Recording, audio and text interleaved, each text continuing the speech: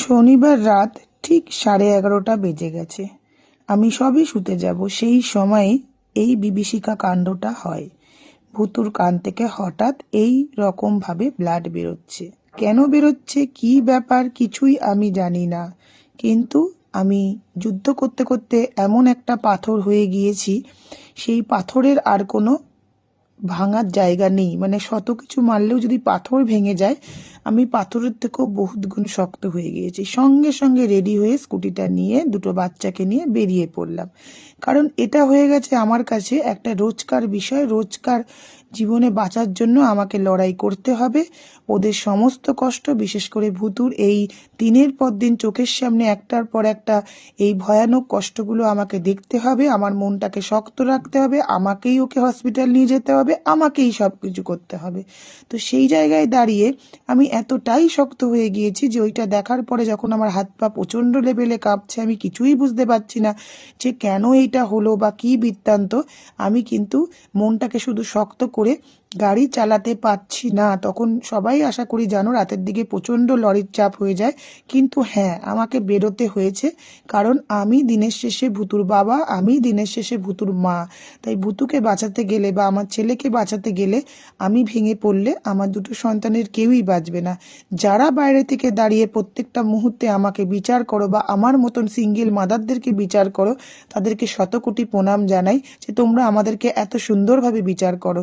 তো তোমাদেরকে একটা কথাই বলবো, একটা দিন, একটা সেকেন্ড, কয়েকটা মুহূর্ত আমাদের মতন সিঙ্গেল মাদের জায়গায় এসে দাঁড়িয়ে নিজেদের জীবনটাকে দেখো। যাদের মাথার উপর এখনো হাজবেন্ডের ছায়াটা আছে, শ্বশুরবাড়ির একটু হলেও সাপোর্ট আছে, তারা ঠিক বুঝবে না আমাদের মতন মেয়েদের কতটা কষ্ট। কারণ আমরা সমাজে একদম মানে কি বলবো, বাজে মেয়ে বলো যাই বলো, কারণ আমরা ডিভোর্সি মেয়ে, আমরা সংসার করি না, মানে আমাদের জীবনে কিচ্ছু নেই, আমরা খুব সুখে আছি।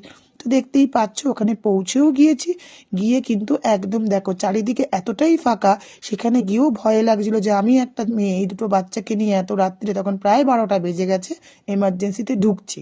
আর এই যে ভিডিওগুলো করার বলো বা যা কিছু বলো, হ্যাঁ করি এই কারণে যাতে সমাজে যারা আমাদের মতন মেয়েদেরকে নিয়ে সমালোচনা করো, তাদের সামনে শত কষ্টের মধ্যেও শত কিছুর মধ্যেও ভিডিওগুলো তুলে ধরি যে বিচারটা এইভাবেই করো, যেভাবে করলে একটা মানুষকে একটু সম্মান দেওয়া যায়।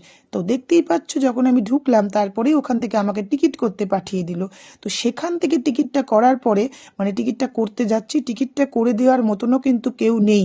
টিকিটটা পুরো করার পরেই কিন্তু আমি আমার জায়গা মতন পৌঁছতে পেরেছি। মানে টিকিটটা যখন করছি ওখানে আমাকে ওই দিদি জিজ্ঞেস করছে আপনার সাথে গার্জিয়ান কে এসছে। আমি বললাম ভগবান, জয় বড় মা এসছে আমার সাথে। আমার গার্জিয়ান আমার বড় মা, এর বাইরে আমার কোনো গার্জিয়ান নেই। তো তার মধ্যে কিন্তু ভুতুর কান দিয়ে রক্ত বেরিয়ে, দেখো হাত দিয়ে রক্ত দেখতেই পাচ্ছ, মানে রক্ত বেরিয়েই যাচ্ছে। তারপরে ওখান থেকে টিকিট করে নিয়ে চলে গেলাম দোতলায়। তো দোতলায়ও গিয়ে দেখছি প্রচণ্ড লোকজনের ভিড়, যেটা হয় রাত্রিবেলা, অনেক লোকজন, অনেক বাইরের লোকজন, ভালো খারাপ সব মিশিয়েই থাকে। তো সেই যুদ্ধটা কে করছে বলো তো, আমাকে করতে হচ্ছে। তারপরে ছেলে আমাকে ঠেলা দিচ্ছে, বলছে কেঁদো না, কোনো কষ্ট পেও না, আমি আছি। হ্যাঁ, প্রত্যেকটা মুহূর্ত, প্রত্যেকটা সময় এই কারণেই এই মুহূর্তগুলো ভিডিও করি। বা যখন তোমাদের মধ্যে কিছু মানুষ বলবে মেয়ের এই অবস্থা, তার মধ্যেও ভিডিও করছো, হ্যাঁ করি। তো যাই হোক, ভুতু ঠিক কি হয়েছে সেটা তোমাদের সাথে অবশ্যই পুরোটা শেয়ার করব পরের ভিডিওতে। তো ভুতুকে তারপরে ওয়ার্ডে ভর্তি করা হলো, কি হলো পরের ভিডিও।